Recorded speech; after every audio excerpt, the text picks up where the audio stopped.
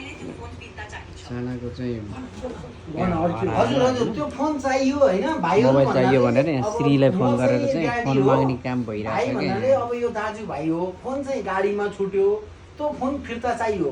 अब हामी कहाँ सम्पर्क गर्ने बच्चा यहाँ तडपिरहेको छ व्हाइट फोन हो बच्चाको फोन व्हाइट कलरको छ कहाँ खोज्ने मैले अब तपाईको फोन फेला पार्नका लागि तपाईले नजिकको प्रहरी चौकीमा गएर रिपोर्ट गर्नु धेरै कहिले सहायक गर्छु हुन्छ। कहिले गर्छु हामी कहिले गर्ने रिपोर्ट तपाईले तुरुन्तै प्रहरी चौकीमा जानुहोस् र फोन गुमेको रिपोर्ट ल। गर्नुहोस्।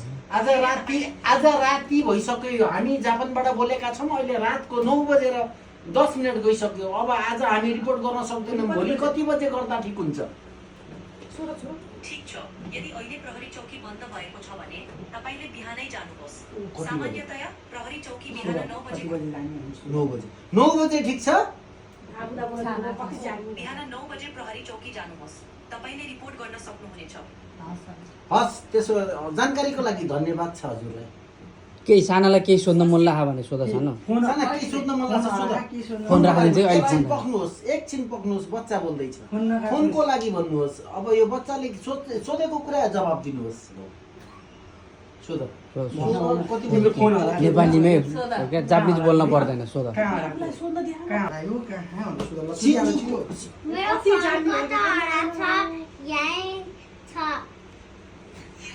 ठीक छ तपाईको फोनको बारेमा जानकारी दिनुहोस्। प्रहरीलाई यो कुरा स्पष्ट रूपमा भन्नुहोस्। ट्याक्सीमा छुटेको घोप्टे कहाँ यहाँ छ तिम्रो फोन कस्तो कलरको होला भन पहिला मोबाइल कस्तो थियो कहाँ हरायो कसरी छुट्यो सबै भने यहाँ भन भन न त फेरि फोन त पाइन्न व्हाइट कलरको छ त्यसपछि चाहिँ हामी ट्याक्सीमा थियौँ मेरो ट्याक्सीमा छुट्यो ज्याकेटमा चाहिँ मेरो फोन छ नि ट्याक्सीमा छुटेको अब के गर्ने अब के गर्ने तपाईको फोन फेला पार्नका लागि तपाईले प्रहरीलाई सम्पर्क गर्नुहोस् र फोन गुमेको बारेमा जानकारी दिनुहोस्। प्रहरीलाई भन्ने प्रहरी भनेर थाहा छैन पुलिसलाई मैले पुलिसलाई के भन्ने भन अब पुलिसले मैले चाहिँ के भन्ने तपाईले प्रहरीलाई भन्नुहोस् कि तपाईको फोन ट्याक्सीमा छुटेको थियो र यसको रङ सेतो हो।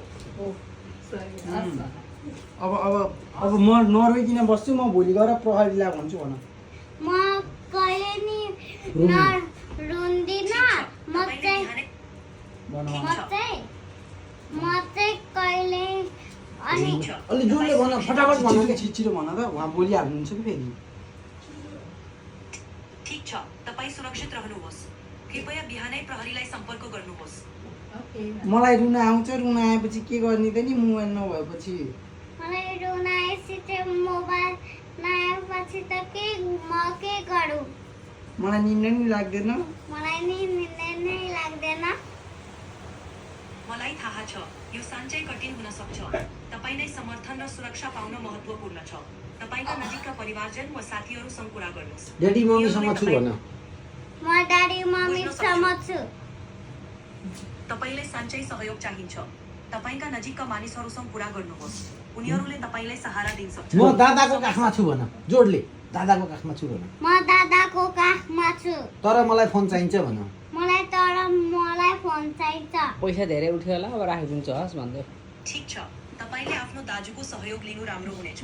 उनीहरूलाई तपाईको कुरा स्पष्ट रूपमा भन्नुहोस्। तपाईँलाई धेरै डिस्टर्ब गरे भाइ त्यसो भए भोलि म चौकी जान्छु भन होइन नि खाके हुँदै सकियो बाई भन खाके हुँदै सकियो भन त ठीक छ ल बाई है भोलि जान्छौँ चौकी भन्दै भोलि जान्छौँ चौकी ठीक छ